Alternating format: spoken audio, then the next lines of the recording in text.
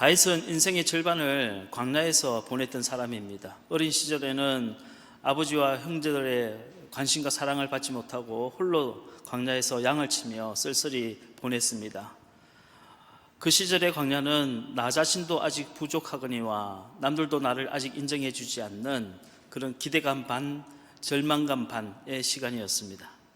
30대에는 사울 왕의 추격을 피해서 엔게디 광야에 숨어 살았습니다. 다윗은 10년 동안이나 맹수에게 쫓기는 들짐승처럼 광야에서 이 동굴에서 저 동굴로 숨어 다녀만 했습니다. 그 시절의 광야는 아무도 나를 도와줄 사람이 없는 지독한 외로움과 결핍의 시절이었습니다. 왕이 된 이후로 노년 때 압살롬의 반역 사건으로 또다시 광야로 내몰리게 되었습니다. 그런데 인생 후반부에 노년이 되어서 겪었던 그 광야는 젊은 시절의 광야에 비해서 훨씬 더 잔인하고 혹독한 것이었습니다. 그 시절의 광야는 믿었던 사람들에 대한 배신감과 내가 언제 죽을지 모른다고 하는 그 두려움과 공포감의 시절이었던 겁니다. 이처럼 다윗의 인생의 절반을 광야에서 보내게 됐는데 그 광야는 시험과 연단의 장소였고 동시에 또 하나님을 깊이 만나는 장소였습니다. 다윗은 집이나 궁궐에서 편안히 지낼 때에도 분명히 하나님께 예배를 드렸을 겁니다. 하지만 황량하고 척박한 광야에 내몰리게 되었을 때 아무도 도와줄 사람도 없이 추적자와 들짐승을 피해서 도망다닐 때 다윗은 정말 간절한 마음으로 하나님을 찾고 또 찾았을 겁니다. 인간은 외딴섬으로 살아갈 수가 없기 때문에 가족과 형제 그리고 이웃과 친구와의 관계가 매우 소중합니다. 하지만 그 모든 수평적인 관계가 끊어지고 세상과의 소통도 끊어지고 나면 수직적인 관계, 하나님과 나만의 관계에 오롯이 집중하게 됩니다. 이렇게 하나님 앞에 선 단독자가 될 때 인간은 비로소 자신의 한계를 겸허하게 인정하게 되고 나보다 크신 하나님의 존재를 느낄 수 있고 그리고 그분의 마음으로 내 주변을 다시 한번 돌아보게 되고 그렇게 함으로써 나를 둘러싼 모든 상황을 겸허하게 수용하게 되고 또 감사한 마음을 갖게 되는 것입니다. 인간의 마음은 참으로 간사하지요. 그래서 다른 사람과의 수평적 관계에 놓이면 언제나 어떻게 해서든지 내가 저 사람보다 잘났다는 것을 보여주려고 합니다. 다른 사람과의 수평적 관계에 놓이면 언제나 저울질하면서 비교할 수밖에 없는 게 인간의 마음입니다. 하지만 하나님과의 수직적 관계에 놓이게 되면 내 자신이 정말 먼지보다 더 작은 존재라는 사실을 깨닫게 되고 내 자신의 유약함과 유한함을 인정할 수밖에 없고 이에 따라 다른 사람을 긍휼한 눈으로 바라볼 수가 있게 되는 겁니다. 욥기 4장에서 31장까지 내용은 그 긴 분량이 욥과 세 친구 엘리바스와 빌닷과 소발의 논쟁입니다. 무려 28장이 넘는 그 긴 분량을 통해서 욥과 세 친구는 누가 과연 옳은지 누가 틀렸는지를 놓고 정말 피터지게 싸웁니다. 하지만 욥기 38장에 이르러 폭풍우 한가운데에서 하나님을 만난 욥은 그 모든 논쟁을 중단하고 내려놓습니다. 내가 이 땅에 기초를 놓을 때 너는 어디에 있었느냐? 이 하나님의 질문 하나에 욥은 완전히 꼬꾸라졌습니다. 하나님의 위대하신 창조 앞에서 나라는 존재가 먼지 하나보다 티끌 한 톨보다 더 보잘것없는 존재라는 것을 깨닫게 된 욥은 친구들에 대한 모든 원망과 분노를 다 내려놓게 됩니다. 그리고 그 친구들을 위해서 하나님 앞에 속죄의 제사를 드리게 되는 거지요. 다윗도 마찬가지였습니다. 사울 왕 밑에서 군대 장관을 하면서 위세를 떨칠 때나 왕이 되어서 궁궐에서 호의호식할 때는 자신이 대단한 사람인 줄 알고 내가 큰 용사인 줄 알았어. 하지만 광야로 내몰리자 자신이 먼지보다 더 못한 존재라는 사실을 처절하게 깨닫게 된 겁니다. 사울 왕이 죽인 자는 천천히요 다윗은 만만이라고 하는 백성들의 칭송을 받을 때는 세상 모든 사람들이 다 내 편인 줄 알았는데 막상 광야로 쫓겨나가 보니 이 세상에서 나를 도와줄 사람은 단 한 사람도 없다는 사실을 깨닫게 된 겁니다. 다윗에게 광야는 인생을 배우는 학교였습니다. 외롭고 척박한 광야에서 다윗은 하나님 앞에 서면 나는 먼지보다 작은 존재라는 사실을 배우게 되었습니다. 그 하나님의 은혜가 아니고서는 단 하루도 살아갈 수 없다는 사실을 배우게 된 겁니다. 사람은 의지하고 믿을 존재가 아니라 그저 이해하고 용서해줘야 할 대상이라는 사실을 깨닫게 된 거예요. 하나님 외에는 피할 곳이 없다는 사실을 배우게 된 겁니다. 주밖에 피할 곳이 없습니다. 이것이 도망자 다윗의 인생의 고백이 된 겁니다. 시편 18편은 다윗이 이렇게 자신의 인생의 절반을 보냈던 그 광야를 회상하면서 쓴 시입니다. 고만고만한 인생들끼리 서로 잘났다고 물고 뜯고 싸우던 그런 도시가 아니라 풀 한 포기도 소중한 그 광야 한가운데서 다윗은 하나님을 만났습니다. 광야에서 만난 하나님은 어제는 친구였다가 오늘은 철천지 원수가 되는 그런 비루한 인생이 아니라 영원히 변치 아니하시고 광대무변하신 위대하신 창조주 하나님이었어요. 다윗이 광야에서 체험한 하나님에 대해서 어떻게 묘사하고 있는지 오늘 시편 18편 8절로 13절까지 말씀 한번 읽겠습니다. 시작. 그의 코에서 연기가 오르고 입에서 불이 나와 사름이여 그 불에 숯이 피었도다. 그가 또 하늘을 들이우시고 강림하시니 그의 발 아래는 어두컴컴하도다. 그룹을 타고 다니시며 바람 날개를 타고 높이 솟아오르셨도다.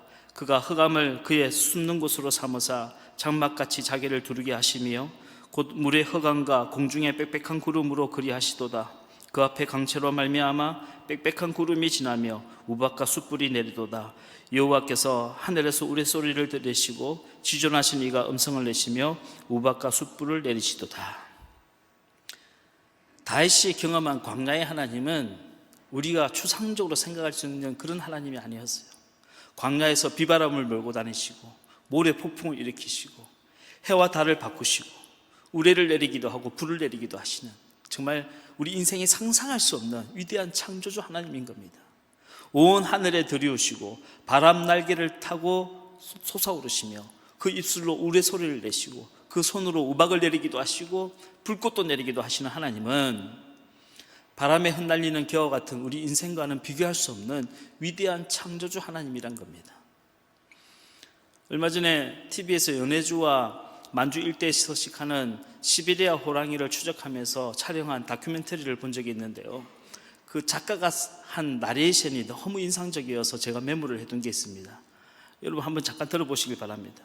오늘도 숲은 무르익은 신비로 가득하다. 여울에 밀려나 쌓인 모래톱 위에 발자국 하나에도 가슴이 설레고 지저귀는 새소리 하나에도 무슨 의미일까 호기심이 생긴다. 다 이해할 수도 감히 바라볼 수도 없는 광활한 미지의 세계가 없었다면 나는 내 자신이 먼지와 같은 존재임을 느끼지 못했을 것이다. 나는 그런 말을 처음 배우는 아기처럼 광활한 미지를 걸으며 머리가 아닌 온몸으로 느낀다.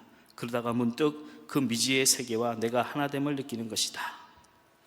시베리아 호랑이를 찾기 위해서 그 광대한 시베리아 불판을 며칠을 걸어 다녔던 작가가 문득 그런 깨달음을 얻는 겁니다. 내가 서울에서는 무슨 대단한 PD고 대단한 작가인 줄 알았는데 이곳에 와보니까 먼지 한 털보다 못하다는 거예요.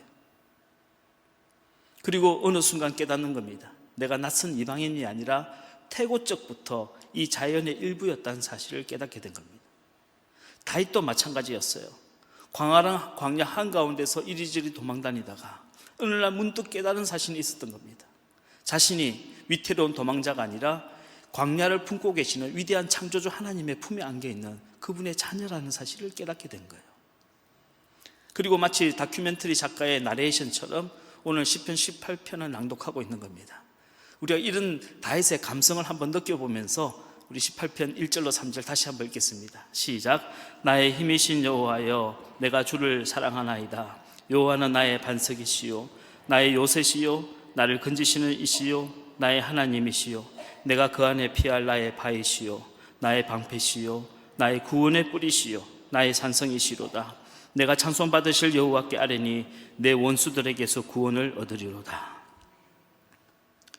광야에서는 맑은 날씨가 갑자기 폭풍으로 바뀔 때도 있고 마른 하늘에 벼락이 떨어질 때도 있고 어마무시한 모래폭풍이 지나갈 때도 있습니다. 하지만 단단한 반석 위 바위 틈 사이 요새에 거했던 다윗은 늘 안전했어요.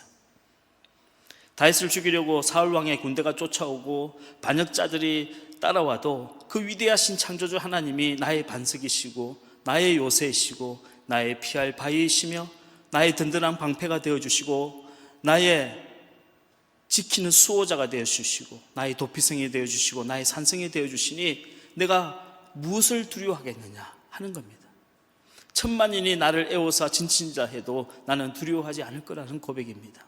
세상 모든 사람들이 다 내게서 등을 돌리고 나를 배신하고 떠나간다 하더라도 이 위대하신 창조주 하나님만은 영원히 변치 않으신다는 겁니다. 하나님을 사랑하는 것이 나의 힘이라고 고백하고 있는 겁니다. 저는 이 시편 18편을 읽을 때마다 우리 전래 동안이 햇님 달님 이야기가 늘 생각이 납니다. 무서운 호랑이에게 쫓기던 오누이는 하늘에서 내려온 그 동아줄을 붙들고 하늘로 올라가지 않습니까? 사실 이 이야기는 호랑이처럼 포악했던 탄간 오리에게 쫓기는 가난한 백성들이 의지할 때라고는 하늘밖에 없다는 것을 우리에게 우회적으로 들려주는 이야기입니다. 마찬가지 다윗도 당대의 최고 권력자였던 사울 왕과 그의 군대와 암살자를 피해 쫓기면서 주님, 이제는 주님밖에 피할 곳이 없습니다 라고 고백하고 있는 겁니다. 이 시편 18편을 읽어보면 하나님에 대한 8가지 다른 이미지들이 나오고 있습니다. 첫 번째는 하나님은 나의 반석이다 라고 고백합니다. 반석은 흔들리지 않는다, 변하지 않는다는 뜻입니다. 세상 모든 사람들이 다 변해도 하나님만은 변치 않으신다는 겁니다. 두 번째, 하나님은 나의 요새라고 했습니다. 요새는 높은 산의 정상을 뜻합니다. 원수가 아무리 나를 끌어내리려고 해도 하나님이 나를 높여주신다 하는 고백인 겁니다. 세 번째, 하나님은 나를 건지시는 자라는 겁니다. 여기 건지시는 자는 도피성을 의미합니다. 구약시대에 고의가 아니라 실수로 사람을 죽였다 할지라도 도피성으로 피하면 목숨을 건질 수가 있었습니다. 아무리 믿음이 좋은 사람도 때때로 실수하기도 하고 넘어지기도 합니다. 하나님은 이처럼 연약한 우리들이 실수하고 넘어질 때마다 우리의 도피성이 되어주신다는 겁니다. 네 번째, 나의 하나님이라고 했습니다. 여기 나의 하나님은 나의 생명의 주인 되신 하나님이란 뜻입니다. 내 생명은 질병이 결정할 수가 없고 사고나 재난이 원수가 내 생명을 결정하는 것이 아니라 오직 하나님 한 분만이 내 생명을 결정하신다는 겁니다. 이것이 나의 하나님이라고 하는 고백입니다. 다섯 번째, 나의 피할 바위라고 했습니다. 이 바위라고 번역되어 있는 히브리어 추리 에세브라고 하는 말을 더 정확하게 번역하면 바위와 바위 틈 사이라는 뜻입니다. 적의 눈에 띄지 않고 노출되지 않는 곳이란 것입니다. 하나님은 원수들의 공격으로부터 우리를 이렇게 안전하게 숨겨주신다는 겁니다. 여섯 번째, 나의 방패라고 했습니다. 에베소서 6장을 보면 원수 마귀는 끊임없이 우리에게 불화살을 쏘아댑니다. 그 불화살은 의심의 불화살, 미움의 불화살, 그리고 두려움의 불화살이에요. 하나님께서는 이 모든 불화살을 우리를 방패가 되어 주셔서 쉴드해 주신다는 겁니다. 일곱 번째, 구원의 뿌리라고 했습니다. 성경에 뿌리라고 하는 단어가 나오면 그것은 능력과 힘을 상징합니다. 어떤 사람은 돈을 힘으로 생각하고, 어떤 사람은 지식을 힘으로 생각하고, 어떤 사람은 권력을 힘으로 생각하고, 또 어떤 사람은 분노로 힘을 사용합니다. 하지만 다윗은 하나님을 사랑하는 것이 나의 유일한 힘이라고 고백했습니다. 믿음 생활 오래 하면서 영적으로 조금 철이 들다 보니까 예수 믿으면서 가장 큰 힘이 뭐냐? 물론 은사를 많이 받는 것도 힘이고, 능력 받는 것도 힘이고, 하나님을 잘 아는 것도 힘이고, 하나님 열심히 믿는 것도 힘이지만 지금 와서 생각해 보니 가장 큰 힘은 하나님을 사랑하는 것이 가장 큰 힘이에요. 하나님을 사랑하는 것보다 더 큰 힘은 없어요. 이것을 이길 수 있는 것은 아무것도 없는 겁니다.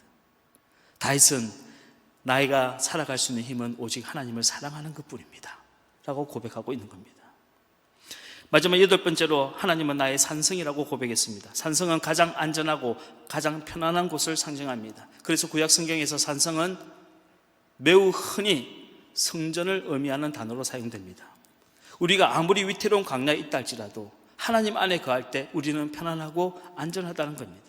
저는 오늘 이 시간 저와 여러분 모두가 인생의 광야를 걸어가면서 다윗과 같은 고백을 할 수 있기를 주의 이름으로 축원합니다. 하나님, 하나님만이 나의 반석이시고 하나님만이 나의 요새이시며 하나님만이 나의 피할 바위이시고 하나님만이 나의 도피처 되시고 내 생명의 주인 되시며 하나님이 나의 방패이시고 구원의 뿌리시고 주님이 나의 산성입니다. 이것이 저와 여러분의 믿음의 고백이 되기를 간절히 바랍니다. 다윗은 구약에 등장하는 수많은 인물들 중에 가장 큰 비중을 차지하고 있는 인물입니다. 왜냐하면 구약 성경 전체를 통틀어서 다윗의 스토리가 분량이 제일 길어요. 그뿐만 아니라 지금도 이스라엘 유대인들이 가장 큰 자부심은 다윗입니다. 그런 베들레헴 사람 이새의 막내 아들, 8번째 아들로 태어났습니다. 하지만 부모의 무관심 속에서 어릴 적에는 광야에서 혼자 양을 치며 쓸쓸히 살았어요. 그러다가 이스라엘과 블레셋과의 전쟁이 터지자 이 어린 다윗이 용감하게 물맷돌 5개만 들고 나가서 거인 장수 골리앗을 쓰러뜨리면서 국가적인 영웅이 되었습니다. 저작거리의 여인들은 사울 왕이 죽인 자는 천천히요 다윗은 만만이다 하는 노래를 불렀습니다.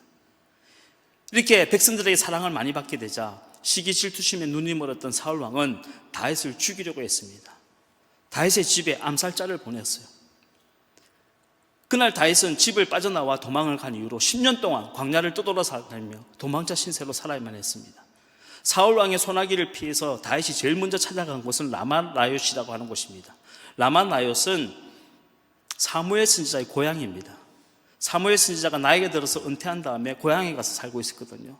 다윗이 유일하게 믿을 수 있는 사람이 사무엘 선지자밖에 없었기 때문에 그 사무엘 선지자의 고향에 가서 그 선지자 밑에서 기거하며 살았어요. 하지만 사무엘 선지자도 늙어서 죽고 말았어요. 그러니 다윗이 의지할 때라고는 이제 아무것도 없는 겁니다. 잠시 같은 유다 지파의 높 지방에 들어가 살았지만 사울 왕은 잔인하게도 다윗을 잠시 숨겨졌다는 이유만으로 높 지방의 제사장 85명을 칼로 쳐 죽여버렸어요. 이렇게 되자 이스라엘에 내가 피할 곳은 없다는 것을 알게 된 다윗은 적국이었던 블레셋에 망명을 가게 됩니다. 적국이었기 때문에 언제나 내 목숨을 노리는 사람들이 있었어요. 그래서 다윗이 어떻게 살아남느냐, 미친 척 했어요. 헛소리를 하고 수염에 침을 질질 흘리면서 동물의 소리를 내면서 짐승처럼 아무 때나 대소변을 누고 남의 집 문간판에 자기 몸을 비비면서 그렇게 생존했어요. 하지만 이 방법도 통하지 않게 되자 다윗은 혼자 아둘람 동굴이라고 하는 동굴 속에서 숨어 살게 됩니다. 하지만 다윗이 동굴 속에 숨어 산다는 소문이 나자 이스라엘 전역에서 환난을 당한 모든 자들과 빚지고 파산한 자들과 원통한 일을 당한 자들이 이 다윗을 찾아서 아둘람으로 찾아오게 된 겁니다. 다윗은 이들 불황자들을 자기 가족처럼 대해줬습니다. 훗날 이들은 그 유명한 다윗의 600명의 용사들이 되었고 다윗 왕조의 기초가 된 사람들이 되었어요. 이 성경을 읽다 보면 다윗의 성품이 어떤가 하는 것을 알 수가 있는 포인트들이 여러 가지가 있습니다. 대표적으로 다윗이 도망자 시절에 사울 왕을 죽일 수 있는 기회가 2번이나 찾아왔지만 하나님의 기름 부은 종을 내가 손댈 수 없다 하고 사울 왕을 놓아주었습니다. 다윗이 어떤 사람인가 하는 것을 알 수 있는 대목이죠. 또 다윗과 다윗의 용사들을 모욕하면서 생명을 취하려고 했던 나발을 용서해 줬습니다. 다윗과 다윗의 용사들의 처자식들이 아말렉 사람들에게 포로로 끌려간 적이 있었는데 이 처자식을 구하기 위해서 아말렉을 추격하던 다윗이 광야 한가운데 어린 애굽 소년 하나가 병들어 쓰러져 있었거든요. 이 소년을 치유하기 위해서 추적을 멈춰버렸어요. 지금 한시가 급한데 내 처자식을 살려야 되는데 병들어 누워있는 버려진 애굽 소년 한 명을 구하기 위해 있어서 자기가 갖고 있는 포도주와 양식을 썼어요. 이것도 다윗이 어떤 사람인가 하는 것을 보여주는 대목인 겁니다. 한 번은 블레셋과의 전쟁을 치르게 되었는데 한여름날 다윗이 너무 목이 말라서 괴로워하자 다윗의 충직한 3명의 용사가 적진인 베들레헴에 가서 우물물에 물을 기르러 왔어요. 하지만 다윗은 그 물을 마시지 않고 땅바닥에 도로 부으면서 내가 저들의 피를 어떻게 마실 수 있나 하고 말했습니다. 다윗이 어떤 사람인가 하는 것을 보여주는 대목인 겁니다. 왕이 된 이후로도 사울 왕의 손자였던 머비보셋을 자기 양자로 삼아줬어요. 원수 집안의 자손을 왕자로 삼아준 겁니다. 압살롬의 반역 사건으로 도망칠 때는 그를 따라오면서 집요하게 비방하고 저주했던 시므이를 용서해 주었습니다. 한마디로 다윗은 하나님의 마음에 딱 합한 사람이었어요. 구약 성경 전체를 통틀어서 우리 하나님 마음에 이렇게 쏙 드는 사람은 한 명도 없는 겁니다. 다윗은 모든 사람들을 정말 하나님의 마음으로 대해준 사람이에요. 자, 여러분 생각해 보십시오. 다윗이 이런 사람이라면 세상 모든 사람들이 다 다윗을 사랑해야 되지 않겠습니까? 이스라엘 사람이라면 다 다윗을 지지해 줘야 되지 않겠습니까? 지지도가 한 98% 나와야 되지 않겠냔 말이에요. 그런데 아이러니하게도 현실은 정반대였어요. 다윗은 평생 동안 사람들의 미움을 받았습니다. 평생 동안 사람들의 중상모략을 당하고 모함을 당하고 시기질투를 당하고 억울한 누명을 쓰고 공격을 받았어요. 다윗의 일생에서 가장 험난하고 힘든 광야는, 아까도 말씀드렸지만 다윗은 인생의 절반을 광야에서 생활했는데 진짜 다윗이 고통스러웠던 광야는 사람이었어요. 무슨 전쟁이라든지 가뭄이라든지 질병이라든지 배고픔이나 추위가 아니라 사람이 다윗이 가장 고통스러웠던 광야였던 겁니다. 인간 광야가 어떤 광야가 있느냐, 몇 가지만 대표로 들어보면 첫 번째는 그의 아버지 이새입니다. 이새는 막내 아들 다윗을 없는 사람 취급했어요. 사울 왕이 교만해지자 하나님께서 사울 왕을 버리시기로 결심하고 사무엘 선지자는 뿔에 기름을 가득 채우고 이새의 집으로 찾아옵니다. 기도하는 중에 하나님의 계시가 사울 왕을 이어서 이새의 집안에서 왕이 나온다는 말씀을 들었기 때문이에요. 그런데 그날 다윗의 아버지 이새는 7명의 아들을 다 보여주면서도 다윗은 이불로 감추고 보여주지 않으려고 했어요. 훗날 다윗은 시편 27편에서 이렇게 고백했습니다.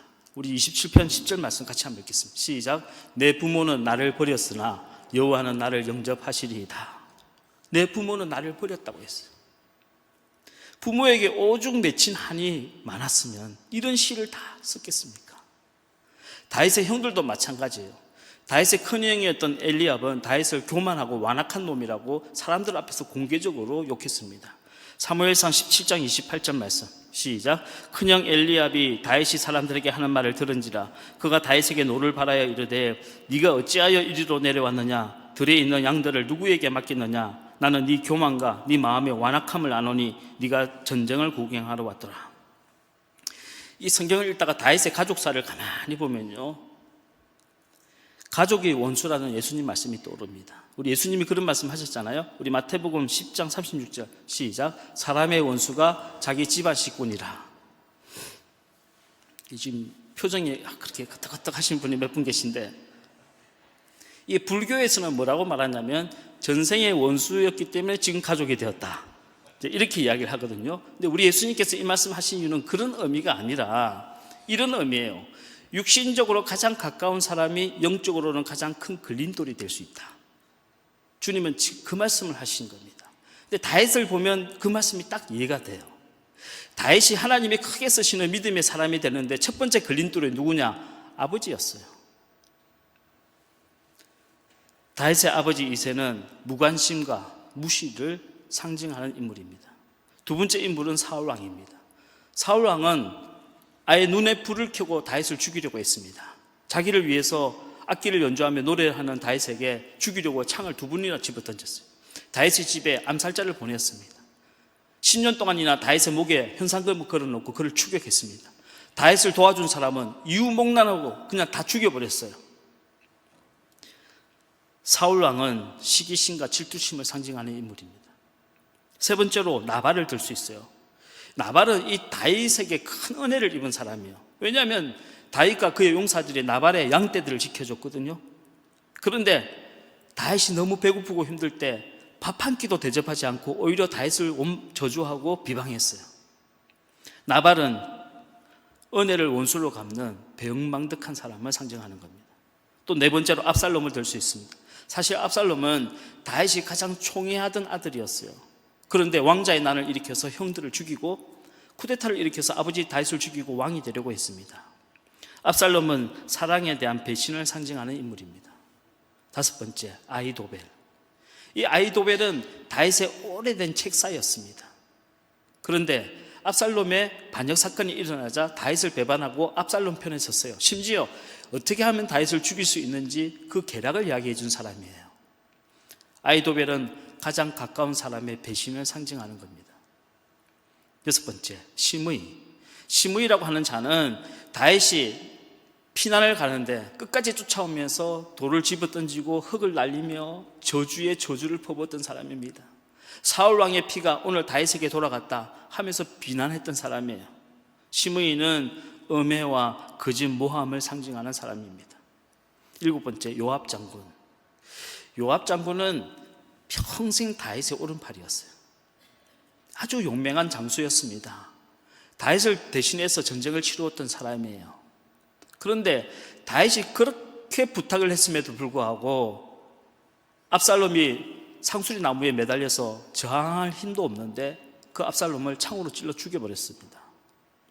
다윗이 다 해도 내 아들의 생명만은 취하지 말라 하고 그렇게 부탁을 했단 말입니다. 아들이 죽었다는 소식을 듣고 다윗이 통곡을 하고 울 때 이 요압 장군은요, 왕인 다윗을 급박했어요. 협박했습니다.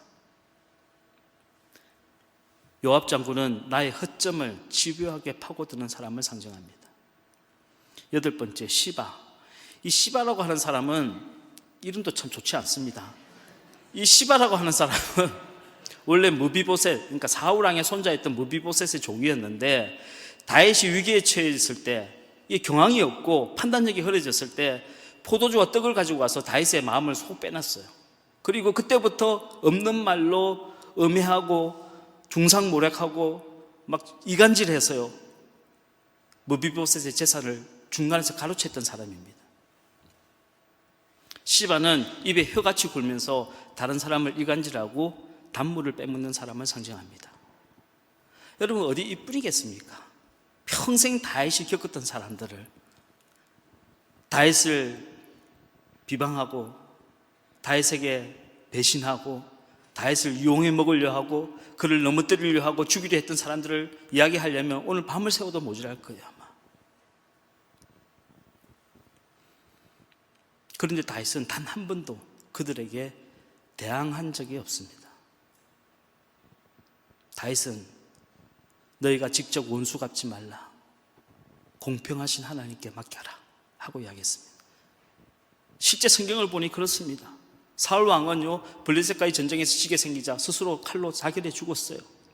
나발이라고 하는 사람은 다윗은 용서했지만 하나님이 용서하지 않아서 급살해서 병에 걸려 죽고 말았습니다. 압살롬, 그 잘난 머리카락이 상수리 나무에 걸려서 결국 창에 찔려 죽고 말았어요. 아히도벨, 고향으로 돌아가서 못 매달아 자살했어요. 시므이와 요압은 다윗이 용서해줬지만 그 아들 솔로몬이 용서치 않았네. 그래서 솔로몬에 의해서 죽게 됩니다. 시바, 거짓말해서 남의 재산 갈취했지만 나중에 발각되어서 그 재산 도로 토해냈어요. 다윗은 스스로 복수하지 않았지만 공평하신 하나님께서 갚아주셨습니다. 여러분 인생에 이것이 중요한 기준이 되기를 주의 이름 부탁합니다. 다윗의 진짜 광야는 사람들이었어요. 사람들의 배신감, 그 사람들에 의한 중상모략, 사람들의 그 비방하는 소리들, 이것이 다윗의 진짜 광야였던 겁니다. 이처럼 인간 광야를 통과할 때마다 다윗은 이렇게 고백한 겁니다. 주님 외에는 피할 데가 없습니다. 주님만이 나의 반석이시고, 주님만이 나의 요새이시고, 주님만이 나의 피할 바위이시고, 주님만이 나의 방패가 되어주시고, 주님만이 나의 구원의 뿌리시고, 주님만이 나의 산성이십니다. 내가 주님을 사랑합니다. 그것이 나의 힘입니다. 다윗만큼은 아니더라도 아마 여러분들도 많은 인생 광야, 사람 광야를 통과할 때가 있을 겁니다. 제가 여러분들의 사정을 속속들이 다 알지 못하기 때문에 장담은 할 수 없지만 아마 지금 하고 계시는 그 일의 스트레스보다는 사람에게서 받는 스트레스가 훨씬 더 클 거예요. 사랑한 만큼 아픈 사람도 있고 주는 것도 없이 미운 사람도 있을 겁니다. 나를 싫어하기 때문에 나도 싫어하는 사람도 있을 것이고, 나를 괴롭히기 때문에 피하고 싶은 사람도 있을 거예요. 나한테 어찌 저럴 수가 있나 하고 원망스러운 사람도 있을 것이고, 나를 무시하기 때문에 기분 나쁜 사람도 있을 겁니다. 보는 것만으로도 미운 사람이 있을 수도 있고, 이제 보지 못해서 더 미운 사람도 있을 수 있어요.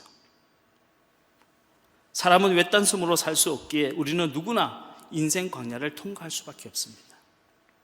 그것은 서로 비교할 수 있는 것이 아니에요. 우리는 저마다의 속도로, 저마다의 무게로, 저마다의 아픔을 느끼면서 인생 광야를 걷고 있는 겁니다.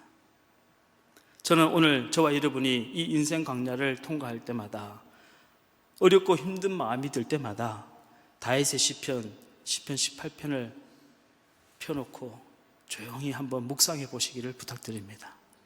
우리 그런 의미로 시편 18편 1절로 3절을 다시 한번 읽어보도록 하겠습니다. 시작. 나의 힘이신 여호와여, 내가 주를 사랑하나이다. 여호와는 나의 반석이시요 나의 요새시요 나를 건지시는 이시요 나의 하나님이시요 내가 그 안에 피할 나의 바위시요 나의 방패시요 나의 구원의 뿌리시요 나의 산성이시로다. 내가 찬송받을 시 여호와께 아뢰리니 내 원수들에게서 구원을 얻으리로다. 아멘. 정치인들은 유권자들의 지지를 받지 못하면 정치적 생명이 끝나버립니다. 연예인들은 대중의 사랑을 받지 못하면 그 연예인으로서 생명이 끝나는 거예요. 하지만 그리스도는 그렇지 않습니다. 세상 모든 사람들이 우리를 몰라줘도 하나님 한 분만이 우리를 택해 주셨고 사랑하시기에 우리는 충분히 살아갈 수가 있는 겁니다. 여러분, 하나님은 여러분을 사랑하십니다. 세상이 아무리 변해도, 아무리 많은 사람이 내 곁을 떠나간다 할지라도 하나님은 영원부터 영원까지 여러분을 사랑하고 계십니다. 독생자 아들 예수 그리스도를 우리를 위하여 내어주실 정도로 여러분을 사랑하고 계시는 분이 하나님이십니다.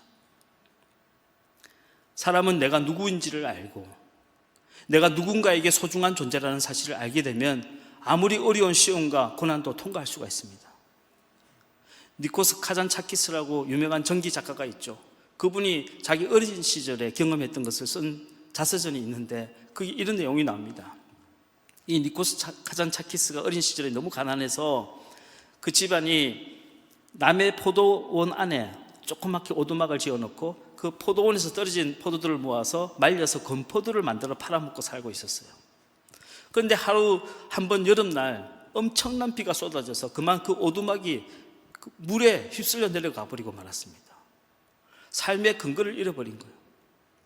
물에 떠내려가는 그 포도를 바라보면서 니코스 카잔차키스의 어머니는 눈물을 하염없이 흘리고 있었고 어린 아들도 아버지에게 울면서 이렇게 말했습니다.